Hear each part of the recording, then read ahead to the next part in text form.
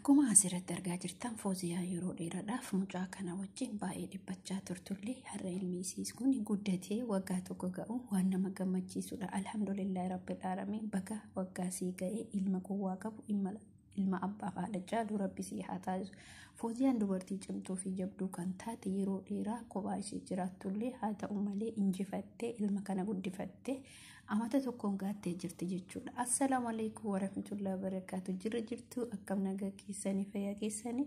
Fooziyaan har'a injifattee ilma ishee waggaa ga'eef dadhabbii tokko malee jechuun injira namni ilmoo qabu tokko waan dadhabamu jedhamu haa ta'u ilmoon odoo si dadhabsiistuyyuu namni ilmoo qabu haratti baafannaa qaba. Kanaaf jechuudha namni ilmootti yoo aarellee yoo waa ta'es bakka ilmoo sanitti aara ofiisan jechuun ilma ofiisiisan dhungatee maal jedheetti aara baafata. Fooziyaan alhamdulillah rabbil alamin waa hedduu keessa dabarsite dubartii jabduu fi dubartii cimtuudha fakkeenya namaa taati. Isaan garatti uumamarraa qabee kophaa ishee kan jiraataa turte jechuudha. Fooziyaan dhugaa dubbachuudhaaf nama kophaa ishee jiraataa turedha. Maaliif abbaan manaa ishee akkuma beektan akkuma nutis beeknu biyya keessa kan ture biyya irraa immoo gara Dubaayitti malee jechuudha. Wanni akkanaa kun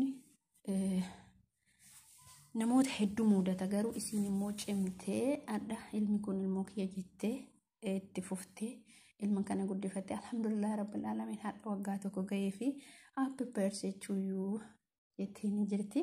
Baga gammaddee gammachuu isii sanarratti immoo Fooziyaan hin sirbitee maaliif sirbitee namoonni jedhus jiraachuu danda'a garuu gammaddeetiin waan taatu wallaalteetiin bakka injiraa miti namoonni yoo gammadan waan tokko agarsiisu jechuudha. Haala garagaraa agarsiisu alhamdulillah rabbil alamin baga ammallee rabbiin isii haa guddisuu siin jechuu barbaada. Namoonni hedduun ilmoo isaanii badheetti gatanii ilmoo isaanii maal jedhanii deema. Fakkeenyi dubartoonni hedduun immootuyyuu manuma arabaa jiraatanii ilmoo isaanii kan guddifatan argaa jirra jechuudha. Kuni maal inni ree jaalalaa fi kabajaan ilma isaanii fi abbaa manaa isaanii qaban san mul'isa. Isin haga lubboleeyyan kiyya. Kanaaf ijoolleen hedduun immoo badha irratti gatanii maal jedhan. Ijoolleen keessattuu baay'inaan Saudi Arabiyaa keessatti waan akkanaa kun hin jira. Alhamdulillah rabbil alamin dubartiin kun immootuyyuu har'a waggaa geeffattee jirti. Inshallah mallee ilma quwwaa qabu rabbiin isii haa kennu isii haa dabalu abbaa manaa isii kadhoo gottu kan immoo rabbii wal haa qunnamsiisu rabbiin nagaa wal haa agarsiisu jennaani. Maaliif immoo jettanii dhugaa rabbii dubbachuuf barumsa guddaa walirraa arganna walirraa baranna. Maaliif har'a isii ilaalee namoonni hedduun jijjiirama agarsiisutu yookiin jiraachuu danda'a nutis wallaallu sarra isii namoota hedduu waan hordofanis isii kana arganii irraa fakkeenya isii kana fudhatanii ilmaan ofii guddifachuu danda'an jechuudha. Keessattuu Saudi Arabiyaa biyya keessatti illee wanni akkana namni ilmoo ofii kan gatu moo tokko maali inni isinitti fakkaate rakkinarraa malee namni ilmoo ofii abadan hin gatu jechuudha. Rakkoon jiraannan ilmoo ofii sangatee biraa deema. Rakkinni waan nama goone hin qabu isiin immoo waa hedduu wajjitaatee dhibamteellee rakkatteellee garuu isitu beeka nuti wal beeyna.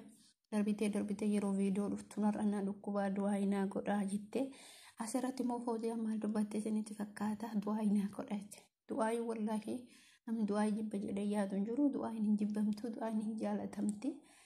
Fooziyaan immoo du'aayite inshallah sii goona hamma beeynurra rabbiin ilma keessee haa guddisu rabbiin sillee bakka yaaddeen si haa ga'u abbaa manaa keetis yaaduu dandeetta rabbiin nagaa wasi haa agarsiisu. Kun homa jiru jechuudha. Namni abbaa manaa ofii abbaa ilmaa dhiisati namni ilma moo ila namni namuma jaalatee nama tokko yeroo turu hin yaada jechuudha.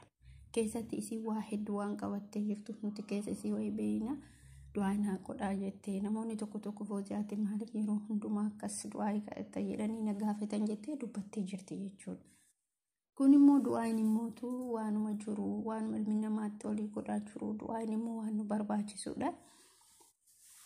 Nama hundaafuyyuu du'aayii godhaa jechuun barbaada. Rabbii hin bakka yaadnee fi ilmoo khayrii qabdu ilmoo quwwaa qabdu nuti illee nu haa kennu.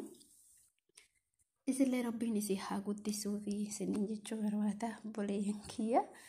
Ani maaliif viidiyoo kana qabadhee dhufu baay'ee tokko bakka gammachuun isiin gammadde kuni baay'ee tokko natti dhagame jechuudha. Maaliif hoo jettanii nuti amma fakkeenyaaf ilmumaan baatoo guddifne yoo jennu kan yeroo biraa gorsachuun bakka hin jiraa miti hin yaadne jechuudha. Isiin immoo gammachuu addaa gammachuu isii sanarratti sirbite jechuudha. Foozii rabbiin si haa guddisu. Ammallee obboleessatti haa fidu. Du'aayitii yommuu kana fakkaate jechuudha obboleeyyan kiyya. Hammuma dandeenyeen wal bira dhaabbannee du'aayi hammuma beeknu irraa xiqqoo otoo hin jedhin guddoo otoo hin jedhin Fooziyaan nama cimtuudha, nama gaarii fi amala qabeettiidha. Akkasii isiniin jechuu barbaada obboleeyyan kiyyaa walaa jabeessinu. Asirratti dhaamsanii qabu fakkeenya Fooziyaa kana fudhattanii akkatti guddifachuu ni dandeetta yoo abbaan manaa keessan biyya ormallee isinirraa kan jiraatu ta'e jabaatte jechuudha. Dhugaa gaafa tokko jechuudha kaamila hojii yeroo piraank hojjetamu maal argee dugdatti baatte jechuudha akkuma nama kennaa sanitti jechuudha. Amma fakkeenya biyya arabaa kanatti nuti daa'ima dooda isin garuu maalirraa san gochuu dandeetta ilmoo isiisan lafa kaa'een dalagu ilma kana jettee dugdatti baatte wanti san baay'ee tokko dinqisiifadhe maaliif hamma isiin iddoo qabduuf ilmoo ofiitii namuu iddoo qaba jechuudha. Wallaahi waan baay'ee nama gammachiisati. Rabbiin abbaan manaa isiisan illee warra agarsiisu inni guddaan kana ilmoo isillee rabbiin isin haa guddisu jedha. Obboleen kee asirratti dhaamsanii qabu humtuun jiru viidiyoo kiyya immoo laayik sheer sabiskiraayib gochuu hin dagatinaa nu jajjabeessaa isiniin jechuun barbaada. Kanuma viidiyoon kee har'aa hamma viidiyoo biraatii walitti deebinee shaashaa jennutti mee laayikillee godhaa sabiskiraayibis godhaa nu bira dhaabbadha. Isiniin jechuun barbaada wal bira darbinaa waliin tuffatinaa fuulan hin deemina irra guddinni ijoolleen keenya abbaa beekan hin deemani kun immoo kufaatiidha malee guddina.